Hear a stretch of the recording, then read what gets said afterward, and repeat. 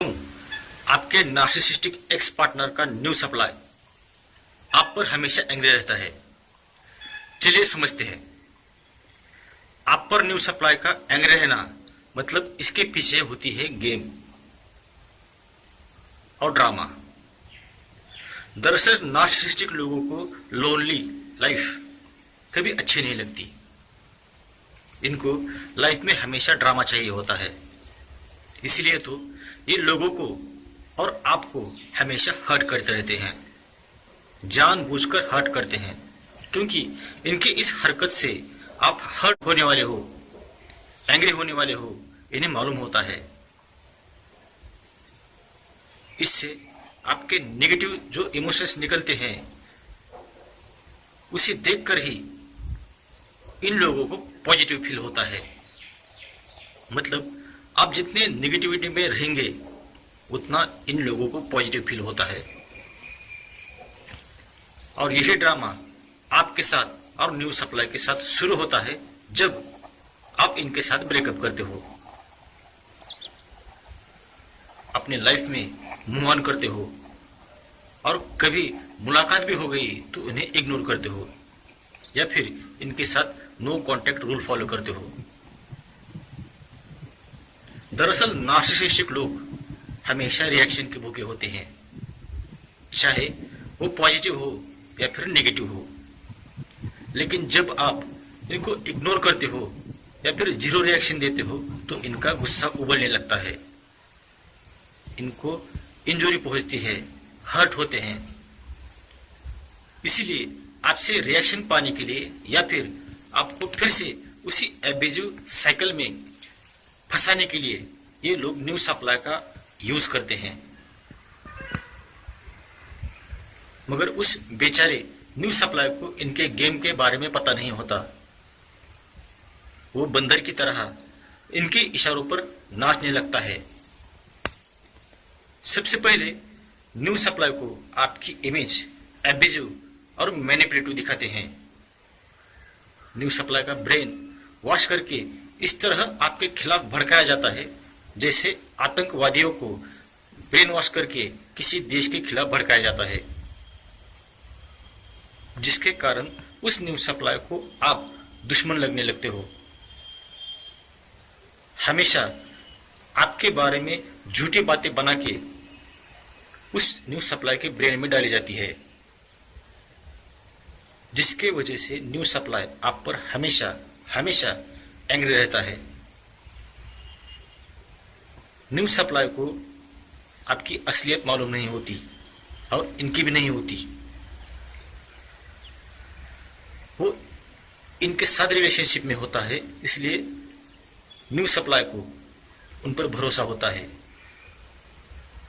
और वो आपकी जो असलियत है उसे पहचानने की या देखने की ये कभी हिम्मत ही नहीं करता। इसके वजह से न्यू सप्लाई को अपना नार्सिसिस्टिक पार्टनर विक्टिम और आप एब्यूजिव लगने लगते हो। इसीलिए इस झूठे नार्सिसिस्ट को प्रोटेक्शन देने के लिए, उसे आपसे बचाने के लिए कभी कभी न्यू सप्लाई एंगर में आकर आपको फिजिकली चोट पहुंचाता है या फिर आपको चिढ़ाने लगता है या गाली देता है या फिर सबके सामने अपमानित करना जैसी हरकत करता है। लेकिन ये बेवकूफ़ इंसान इस बात को समझ नहीं पाता कि जिस इंसान के साथ वो रिलेशनशिप में है वो नार्सिसिस्ट है और इसकी ये गेम है जिसमें उसे फंसाकर उसका फायदा उठाया जा रहा है। उस नार्सिसिस्टिक पार्टनर के बातों में आकर आप पर एंग्री रहने लगता है।